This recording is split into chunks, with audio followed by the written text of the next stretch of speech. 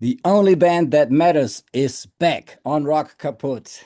The Clash, our first punk band that we cover here on the channel. And yeah, we're happy to do it. As you can see, Ollie and me, we have a guest tonight. It is Phil again. Maybe you remember him from our Hello. last panel. I Yes, our first punk episode. There are many to follow, so stay tuned. And yeah, and if you like the channel and hopefully like this episode, please subscribe and like. And yeah, and I think we should go straight into it. We will go in circles. Ollie will start, then Phil, and then myself. So let's cut the crap and get it on. Yeah, okay. So yeah, first about my relationship with or to the Clash. Um, Actually, never listened to their full albums before. I own a double best of CD. I think it's called The Story of the Clash or The Way of the Clash, something like that.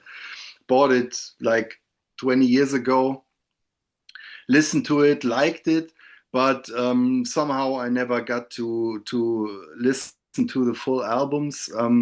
And yeah, so I was pretty happy when you suggested the Clash for our channel, and yeah, let's see what happens. So first, before I start, um, we have six studio albums, right? And we go one each. You mentioned it, so I start with my sixth place, and I um, think that maybe we'll have the same record on last place. I don't know. I have this feeling might be. Um, so my number six is "Cut the Crap" from 1985. Um, Couple of months ago, I watched a video on YouTube about it's a channel, and he has this segment. Calls it Train Records, where he talks about records that flopped hard, destroyed careers, whatever. And he made an episode about Cut the Crap, and I watched it and thought, what the hell? That sounds really bad. And well, that's not the only video in this vein you find about this record. So, and when you go into an album, kind of um, with a kind of preconceived notion that it sucks very hard, you almost every that's my experience. Every time I think, "Ah, that's not so bad." So while I understand why people absolutely hate Cut the Crap, especially when they grew up with the Clash and their early albums, I think it's kind of it's a kind of an enjoyable album somehow. I mean, it's very clanky. I think it's kind of a trollish album. I think Joe Strummer recorded it with the idea to show people the middle finger, right? Because it doesn't sound like what they did before. The sound is weird. They have a drum computer and synthesizers, and it's not even the real Clash. I mean, he's got other people around him, so calling himself the Clash is already kind of an affront to his fans. Um, but I think there's still it's still interesting, this album. And then there's "This Is England," which is the song that everybody likes from the album. But I think there are a couple of other tracks that are actually okay. I think the first one is probably the worst. It's like he wants to punch people in the face right with the opener. So it's the weirdest sounding and the most annoying track on the album. But then I think it gets a bit better. And maybe it was a mistake to call this iteration of the band the Clash. Maybe you should have gone with another band name, and maybe that then the record would have people would have taken this record um, a bit better. Um, I don't know, but yeah, it's certainly, even if I don't hate it, it's no doubt that it's the worst of the bunch, so it's on 6 for me. Okay, there we have maybe the first surprise, because my number 6 isn't Cut the Crap, but Combat Rock. It's because on Combat Rock you have the famous track "Should I Stay or Should I Go?" But for me, that's it. That's it. You have this track, and the rest is shit for me. Even Rock the Casbah, I don't know why all the world likes this song. I don't like it at all. Rock the Casbah. I like a bit Know Your Rights, but the rest I don't like at all. And oh, I forgot to tell you how I got into the Clash. It's in my youth. I knew people, friends from school who listened to punk, and they all had some albums, and I recorded everything I could get on tapes. I still have the tapes with the Clash on it. I have nearly all the tracks from the Clash on tape. And for me, it was not normal when you talked about punk. When you listened to punk, you had to mention the Clash too, and they were always among all the albums that my friends had, and so yeah. I don't want to say more about this album, Combat Rock, because I don't really like it, and I will tell you why I ranked Cut the Crap before it, and you will hear this later. Okay. So my number 6, not really a surprise, is Cut the Crap. And yeah, but I kind of agree with Oliver. Yeah, this album gets too much crap from people. It's not that bad, but yeah, also the situation or the circumstances were not that great. So Mick Jones was gone. They fired him after the Combat Rock tour, and they fired Topper right after the recording of Combat Rock, and yeah, Paul Simonon was technically in the band, but he wasn't interested at all. He doesn't play on the album. So it's kind of a guy from Ian Dury that plays the bass. Then they hired 2 guitarists and a top-notch drummer that they use on 3 tracks. And the rest is this kind of cheap sounding drum computer and all those samples. Yeah. I mean, the concept is maybe not that bad, yeah, but the execution is not very good. So I think Mick Jones did it much better with the drum computer thing with his new band, Big Audio Dynamite. And yeah, and Joe and the manager that they got back their old manager, Bernie Rhodes. And Bernie Rhodes was involved in the musical direction heavily on this album. You could call him a member of the Clash on this album because he was so influential here. And yeah, and Joe was fighting with him all the time. And in the end, Joe gave up. He didn't give his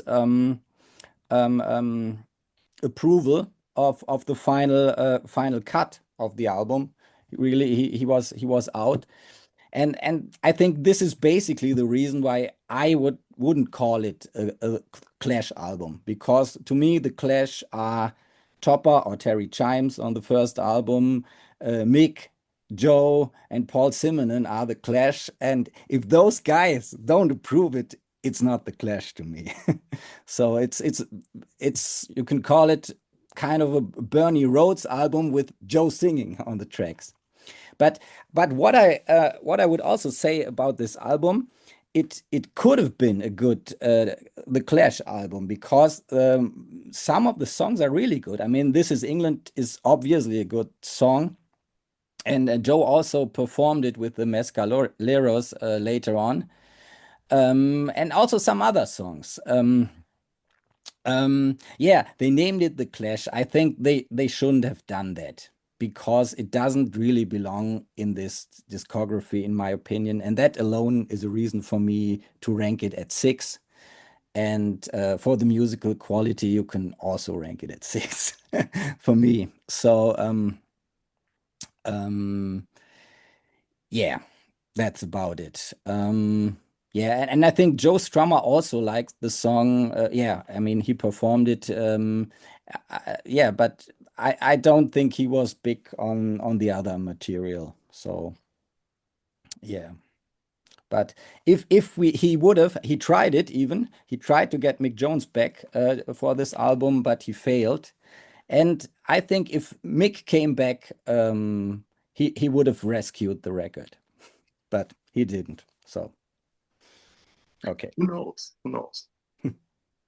Okay. So I'm going with my number 5.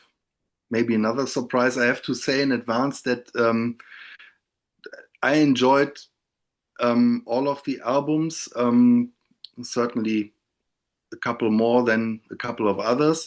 And with the next two, I struggled a bit because I couldn't really decide. So for now, my number 5 is their sophomore album, Give 'Em Enough Rope, from 1978.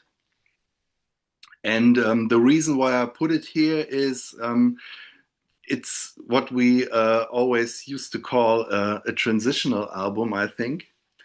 And in this case, I think they lost something that made their debut really good, but they are not quite where they would be at with the next album. So they are kind of caught in the middle between two chairs, and it's not really a punk rock album anymore. It lacks the anger, I think, and the rawness, but they are not quite where they would arrive at with London Calling. To me, there are a couple of great songs. I love Julie's Been Working for the Drug Squad is, I guess that's my favorite. I also, for some reason, I love Drug Stabbing Time because it's so upbeat and fun.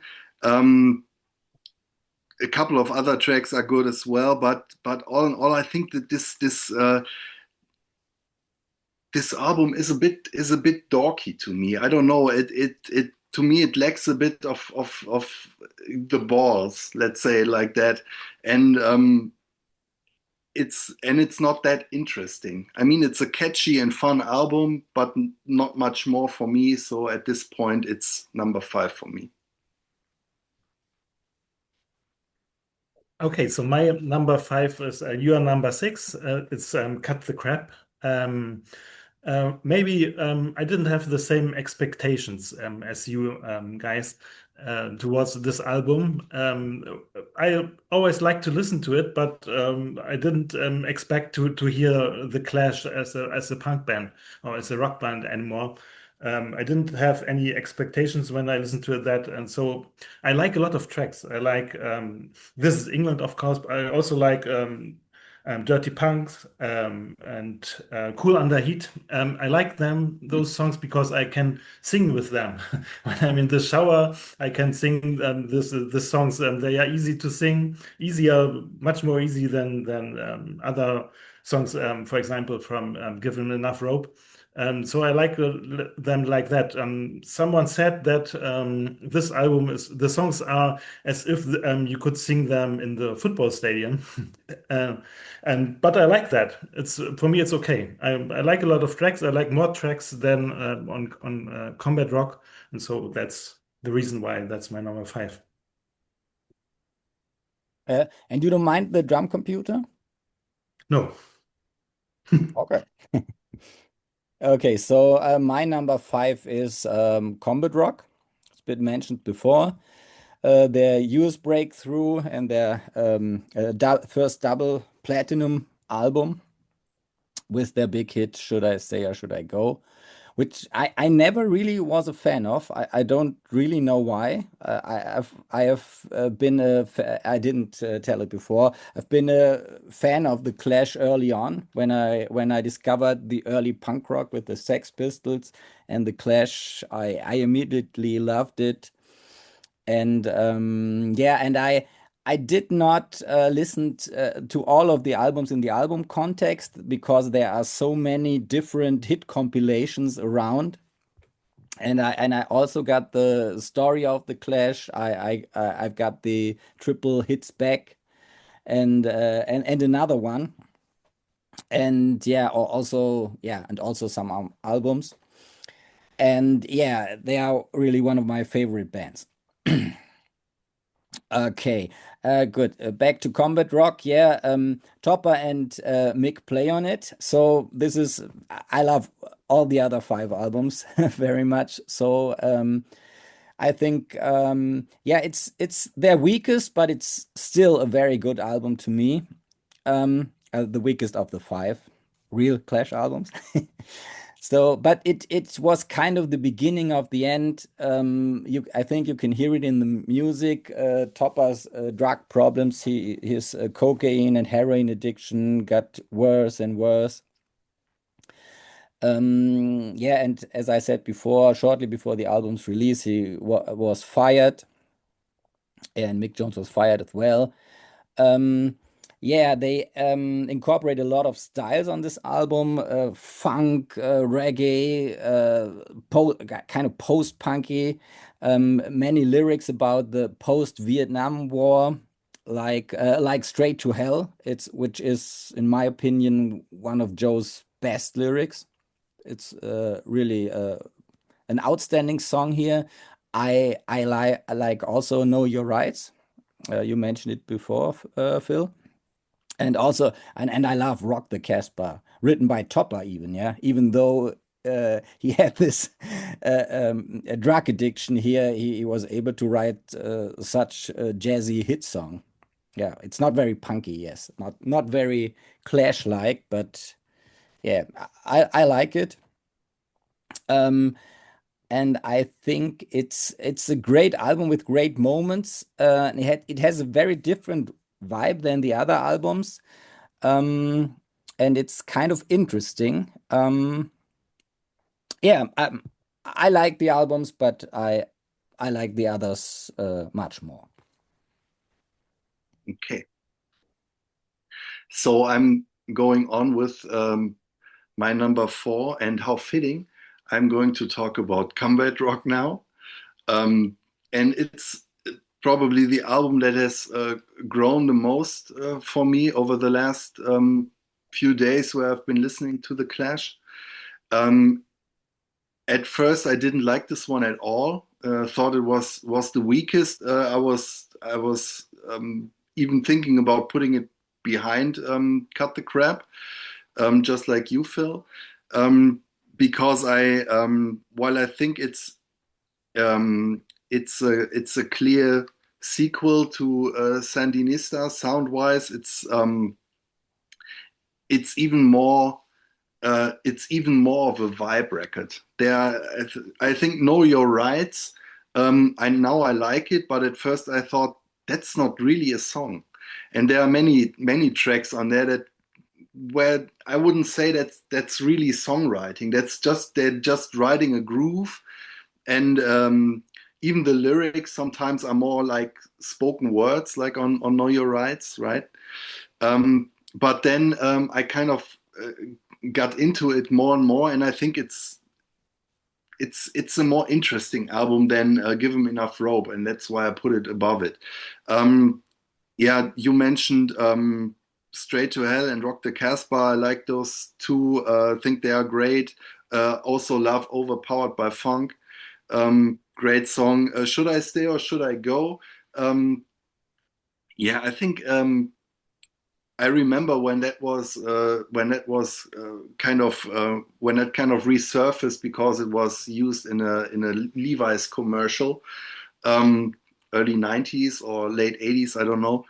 And it was I think it was probably the first time I heard of the Clash, and I thought, wow, that's a cool track, but there's not much to it.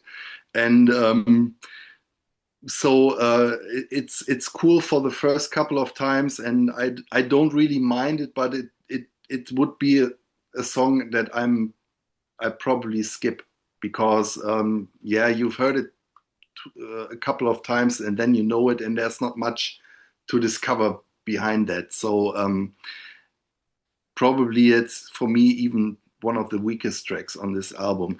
In the end, it gets really weird and very mellow and atmospheric, and yeah, I don't know, it's almost like an ambient record in the last couple of tracks. So I'm not quite sure what to think of it, but I think it's an interesting record and for me a logical step in their discography after what came before. So it's my number 4. So my number 4 is Sandinista. I can tell you, I once bought it on the flea market, and then I resold it on the flea market because I didn't really like it. Thought what a great title. 1980 it was Sandinista in Nicaragua, and I thought maybe they have a lot of relations with Nicaragua, but they didn't have anything, and they didn't do anything about Nicaragua on this album. Only the title. So I don't really like this album. For me, it's a experimental album. They experimented with different styles as they began on London Calling, but they don't have the same class as in London Calling here. Before I sold it, I taped only two titles from this album. And the best album title for me is one that they covered. It's Police Truck from the Equals. For me, that's the best song on this album. So this is this says everything about this album. They did a lot. It was funny, but nothing was really good. So for me, it's number 4. It's even better than Combat Rock and Cut the Crap, but it's the worst album of the best 4. Okay. Good. My number 4 is Give 'Em Enough Rope. I love this album. It's an album of the punk era, and to me, it is a punk album. And it's the first with Topper Headon on drums, and I think you can really hear the difference. I mean, he's a very classy, great drummer, can do a lot of tricky jazzy stuff. And I mean, on this album, you don't hear it that much, but on London Calling, you would hear what Topper can do. So he's not really the standard punk drummer that you find in London. He's more than a little bit better. So yeah, I love the opener. Save European Home is one of their very best songs with great backing vocals. I mean, Joe and Mick are great as a team, as singers. I think when Joe delivers his harsh, his harsh vocal delivery, I love that. And Mick in the background with his higher voice, I think this is the match, a match made in heaven. That's one thing I love about the Clash, this chemistry, and the songwriting, of course.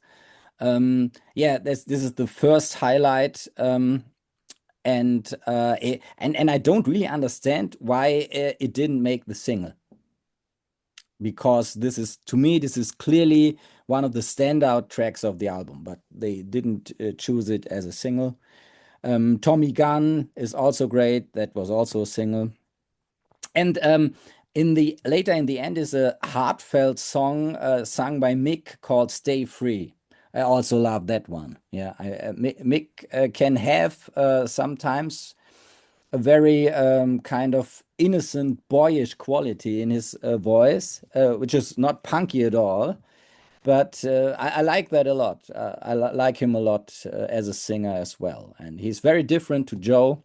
So, and I think this is one of the first bands I discovered that has two great lead singers that that changed the mic. So yeah, in the later half of the album, it gets the songs are not as good anymore. They are kind of okay, mediocre, but the last track is great again. So I like this album. I love it. So I also love this era. And yeah, so this is this could also have been my number 3. So this is very close to me, and yeah, that's my number 4. So my number 3 is Sandinista, and I totally love this album. I was inclined to put it higher, but then what I love about this album is also what held me back to put it higher, because this isn't, to me, this isn't really an album. And I think that's kind of the concept and the beauty of it. Mick said something like, I mean, they fought to have a triple LP. I think they declined some of their royalties or something to make it possible. And Mick said something like, "This is for people who work on oil rigs." So people who are out on the ocean for months and who can't buy different albums. So they need one album that's really long and has a lot of stuff going on. And that's what I love about this. It's almost like listening to an underground radio station or something like that. It's not really a cohesive thing, but a sprawling collection of different styles and ideas. And I like that about this album. I never was into reggae, never was into dub, but I love this. And I think there are some cool tracks on there. I love the opener, The Magnificent Seven. At first, when Hitsville UK came on, I thought, what is this? But now I think it's just great. There's a gospel track on here. There's this reggae and dub stuff. Some tracks remind me of early 80s hip hop, electro funk. Yeah, I think that's just such a ballsy album, and a way to keep the punk rock spirit alive while making it bigger and adding to it, instead of just doing the 3 chord stuff and smashing your guitars. You bring in different influences from different underground music around the world. So I really love it. It's probably the album that impressed me the most and fascinated me the most as a concept. But yeah, the other 2 albums I have are more concise and more classic, and they have more outstanding tracks and more cohesive. So yeah, Sandinista is on 3 for me, but yeah, amazing album for me. So my number 3 is Given Enough Rope. I bought this album a long time ago, and I didn't really like it because I was a bit disappointed after the first album. It was completely different to the first album. And so I put it in the back row, and today I listened to it again, and I thought it's a good album. I agree with you too. It's a good album, and I even discovered new tracks that I didn't appreciate before, like Guns on the Roof. Today I listened to it, I thought, what a good song, Guns on the Roof, and Drops, Stabbing Time, Safe European Home. So I started to re-like this album today, and so it's my number 3. I found my peace with it today. I made my peace with it. So Yes, I think it's a good rock album. The both guitars are very well played. You hear their virtuosity, and I think it's a good album by The Clash. Okay. So my number three is Sandinista as well. I mean, usually I'm not a big fan of double albums or long albums, and a 3 LP album is really a lot for me because I usually, even if I have a double album, I usually never listen to it everything in one session. So that's the thing I have with such long albums. I always think, yeah, why don't you do 3 albums or something? Yeah, why do you release this all at the same time? But maybe that's just me. I think the reasons why they put it out, I mean, Oliver explained them. They were quite cool. And I think they also wanted to take revenge on CBS because CBS didn't want to release London Calling as a double album, but then they released Bruce Springsteen's The River later as a double album. So they were kind of pissed and they forced them kind of, and they also gave them some of the royalties. And yeah, so they wanted to give more quality to the people, more music for less money. Yeah, great diversity of the records. All 4 members have lead vocals on this, even Topper on Ivan Meets G.I. Joe, which is a hilarious track. Yeah, they have a lot of guests on it, not quite famous guests, but Timon Doc is on it, or Timon Doc, Strummer's friend, who later joins the Mescaleros. Yeah, I love the singles. The Magnificent Seven is a great opener with 80s hip hop influences, and I love Hitsville UK, tribute to Motown. I mean, it has a clear Motown beat, like a song from Martha and the Vandellas, but the melody of the melody of the singing is not very Motown-like. I think it sounds very British, and this is kind of I don't know. This makes the charm of this song. Yeah, and at first, if I remember when I listened to it first, I wasn't big on it, but it totally grew on me, and I love this track now.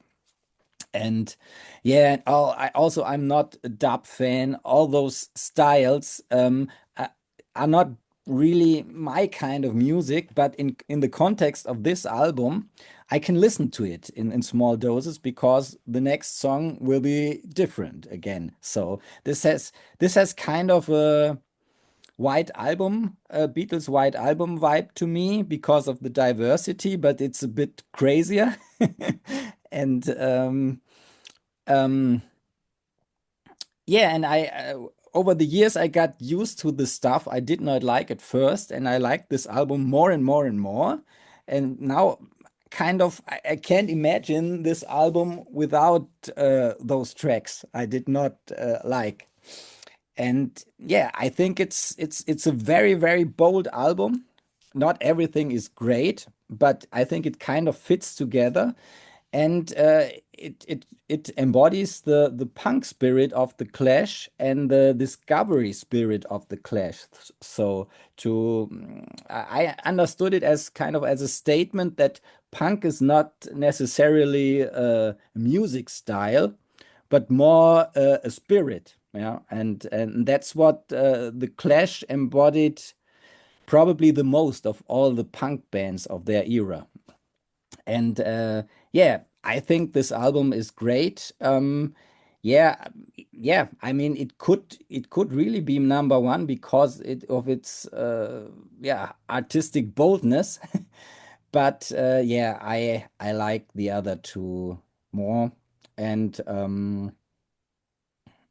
yeah, yeah, but still very, very good album.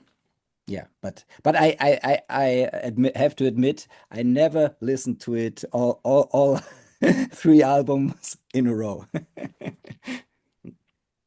But I If you think you can just I totally agree. It's way too long to take it in one sitting, but I think it makes for a good ambient record. You can put it on and just do something else and yes. have it play in the background. And especially these dub songs, I think they are perfect for that. So yeah, that's how I remember listening to it at first and checking out. Oh man, how long does this go? And oh, only 18 tracks now. Great. Yeah. Okay, so let's go on with my number two. And now it's getting hard, but I chose their debut for number two. Um, yeah, what should I say? It's just a fun record. It's a cool punk record. It's not that yeah, like you already said, they are good songwriters. It's not just noise and chaos and anger, but there's a little bit more to it. You would hear that on their masterpiece, which we're going to talk about soon. Um, yeah, that they're just good songwriters and have this kind of I would say um, they have this pop affinity. You know, they know how to write a song that sticks with you, even if it's not sickly sweet, but something like White Riot, which of course is an angry song, but it's also catchy as hell. I love the cover song "Police and Thieves," which hints at what's to come and what we have already talked about. Um, yeah, absolute classic. If you want to get into punk, there's no way around this one. Um, so, but there's one that's even better for me. So that's my number two.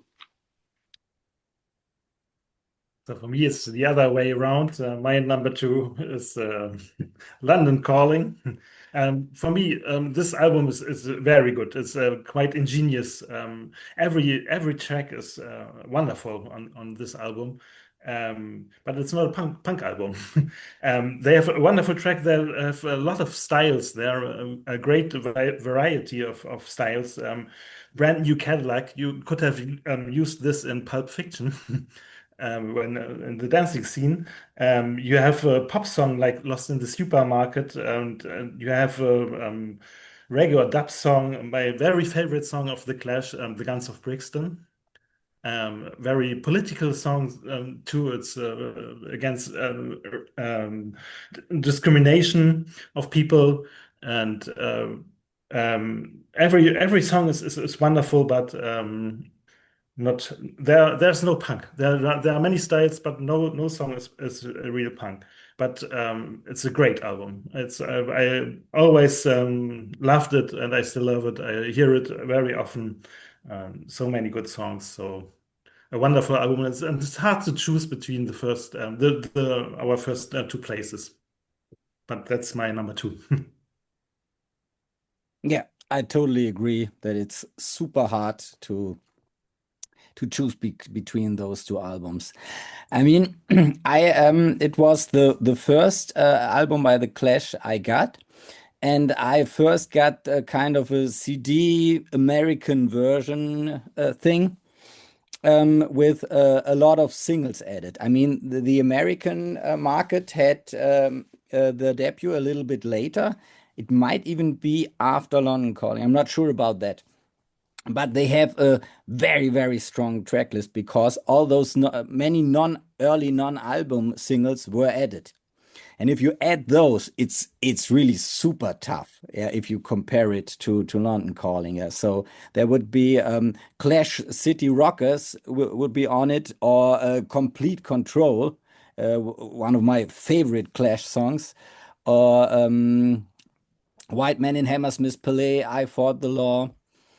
And yeah, I mean, yeah, Complete Control is insane. But those songs are not on this album, and still, it is great. But I had to consider this for this ranking because I'm so used to the American version with all those songs. So Yeah, on this one is Janie Jones, Remote Control, White Riot, even though they recorded it again, and I think the single version is a little bit better. London's Burning, Police and Thieves, and yeah, maybe my favorite song on this album is Garageland. I love the lyrics, and I think it's kind of the anthem of any garage band. Yeah, great lyrics. Yeah, and Terry Chimes is playing on this one. Not Topper yet, but I think he's still a good drummer. Not as great as Topper, but still. And he would join the Clash later on, but not on an album, only on the tour after they fired Topper before the Combat Rock tour. Terry Chimes was drumming for a while. So yeah, this is an album very much of its era, and it totally encapsulates this 1977 punk rock era. And yeah, I think yeah, I love it. It's great. It might not be as hard hitting as other punk albums. I mean, that's often the critique. It sounds kind of weak compared to not really aggressive enough. But I think the charm and the vocal melodies and the songs make up for it. I love it. And I mean, I think you're really beamed back to 1977 when you listen to this. And what I also like about the Clash is, and you can hear it also in their early incarnation, that they are Mick Jones was very much also into rock and roll. So this pentatonic scales and this pentatonic rock and roll riffings, he would get even more into this kind of really real rock and roll stuff on London Calling.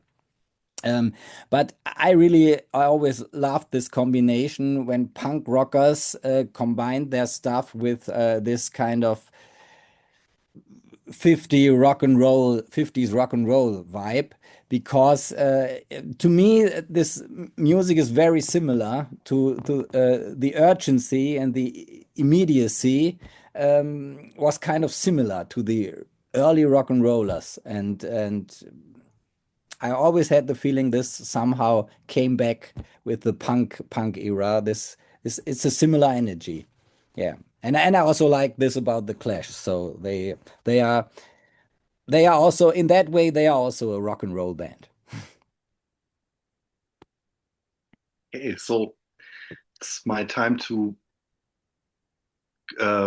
pick my number one, and haha, there's only one left, and of course it's London Calling. I started this with Cut the Crap, and I said that if you hear from so many people how bad one album is, that you tend to not think it's that bad. Well, you only hear great things about this one, but it still made it to my number one. But it didn't blow me away when I listened to it, because I kind of knew what to expect. I still love this album. I still think it's it's the best package of the Clash, maybe. So here, all their strength come together. This is still punk rock enough for me. I agree with you, Phil, that it's not really a punk rock album, but it's still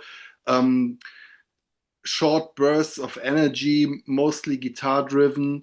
So the cover artwork, of course. It's still close enough to their debut album, but it also hints at the experiments that would come, and the scope that they have had, and the different influences that they try to pack into their music. So if you could say that with Sandinista, the band kind of exploded, with all these different styles, and here they are keeping the lid on it, and manage to put it into an album that's a cohesive unit. So My favorite songs on this one is not a punk rock song. I think it's actually Lost in the Supermarket. Um, I think it's just a great song. Un I guess it was unexpected when people listened to this one back in the day. Um, it reminds me just a little bit. It's a little bit new wavy. I don't know. Maybe it's just because I can't think of who it reminds me more of, but I have to think of New Order, who I also love when I listen to that one. Um, yeah, just a great album with so many different styles, and every song is catchy and fun. So it's a deserved classic, I would say. When we talked about doing the Clash, for me it was clear that my number one would be London Calling 2. But now, as I re-listened to all the albums, for me, clear number one is the debut album, the first album named The Clash, because it's a famous punk album. They've got many different styles of punk music there, and they have the pogo track, White Ride. You immediately start dancing pogo in your living room when you listen to it. They have London's Burning, a very famous track too. They have Protex Blue, and many different styles of punk, and that's very ingenious, because there are other punk groups who always do this in the same style, and they don't have the variety of the Clash. They also have career opportunities, and I agree with Alex Garageland. I love it very much too, and I also love the lyrics with Back in My Garage with my bullshit detector, and I don't want to go to where the rich are going. So it's it's a wonderful album too. And as I said, I would give two first places here for the Clash, the first album and London Calling, but a little nuance more for the Clash for the first album.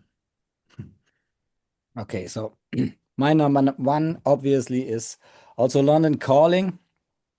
Yeah, I think basically because of the variety and also the production, it really, the production really shines. It's every track is kind of different, and it sounds great. It sounds really amazing. It doesn't capture a kind of punk rock vibe. There's not a lot of tracks that really qualify as punk rock, but yeah, it's kind of a bigger picture of the band. They play rockabilly, they play reggae, ska, R&B, and even, yeah, jazz. Yeah, and a lot of what I mentioned before, a lot of back to roots rock. Yeah, and I really like that. And they're really fearless to go in any direction. And I mean, you see it in Sandinista afterwards. So yeah, I like Jimmy Jazz. I like Spanish Bombs. Spanish Bombs might be my favorite track on it. Yeah, it's really gorgeous. And yeah, of course, I love the title track. I can't get enough of it. I can listen to it over and over again. It's not really it doesn't wear out. And I also love Guns of Brixton, sung by Paul.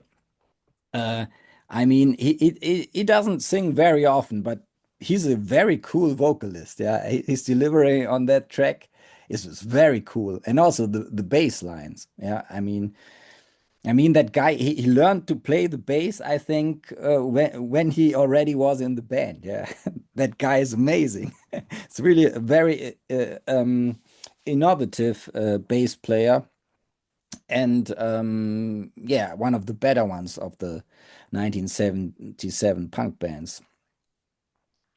Yeah, and yeah, it's a great album. Yeah, the production is great. Yeah, what I also wanted to add about the Clash, what I think one of the reasons, what was not mentioned yet, what made them so great, was really Joe as a lyricist. Yeah, and I mean, I think he was so good as a lyricist because he's the son of a diplomat, and he had been to many countries, and he had more insight into perspectives of foreign countries and a bigger picture of the world than the average punk rocker in London. I can imagine. And I think this kind of perspective gave the Clash kind of a light to follow. And then he met Mick Jones, kind of a punk rock guitar hero, rock star. I think to me, Mick Jones is also, yeah, he's the perfect rock star, kind of. And yeah, I think that this combination made them so great and outstanding in the London scene back then. And and I mean, time has proven that they are a much better band than the Sex Pistols. And I mean, they only had that one album, but still, they had more substance to the lyrics. I mean, if you take a look what happened to Johnny Rotten, who became even a Trump supporter. So, yeah, I think the Clash catalog is great. Their lyrics are great, and they are not just one of the best punk bands ever. I think they are one of the best rock bands ever to me. Yeah, and they weren't punk anymore, maybe at London Calling, but in spirit they stayed true to their ethos, I would say. I agree. Yeah. But what you said about Johnny Rotten, and I mean, Joe Strummer had the luck to die 20 years ago, so we don't know what would have happened because Yes. Johnny Rotten is not the first guy who becomes a right winger past 50 or 60 or something like that. So we don't know. That's right, yeah. But I assume Joe wouldn't have done it. So, anything to add?